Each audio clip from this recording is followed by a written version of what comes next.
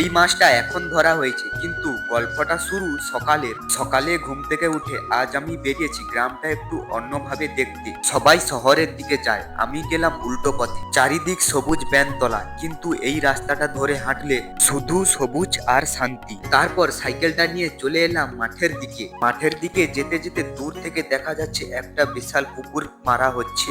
এখানে দাঁড়িয়ে বোঝা যাচ্ছে না যে ভিতরে কি আছে। এই পুকুরটা জল সেচানো কমপ্লিট করে মাছ ধরা চলছে। এখন এর কাছের একটা পুকুর পরিষ্কার করা হচ্ছে। এখন এইটা মন দিয়ে দেখুন, এই যে কই মাছ একদম টাটকা। কচুরিপানা পুকুরটা পরিষ্কার করতে করতে এই যে টাটকা কই মাছটা ধরা পড়ে গেছে। এই জায়গাটার সঙ্গে আমাদের অনেক কষ্ট জড়িয়ে আছে। নিজের বাড়ির মাছের ফিশারি, এটাই আমাদের মাছের ফিশারি। এখানে শুধুমাত্র সাদা মাছ ছাড়া হয়েছে, যেমন রুই, কাতলা আরো ইত্যাদি অনেক রকম কিছু মাছগুলো আছে। আর এই ফিশারির এক কোণে পড়েছে সবুজ ব্যানতলা। এই যে ব্যানতলাটা পড়েছে, এই ব্যানতলাটা দিয়ে পুরো ফিশারিটা এখানে ধান চাষ করা হবে। ধান লাগানোর জমি, এই জমিটা খুব শীঘ্রই ধান লাগানো হবে। ধান লাগানোর জন্য জমিটা প্রস্তুতি করা হয়ে গেছে, নাঙ্গল করা কমপ্লিট।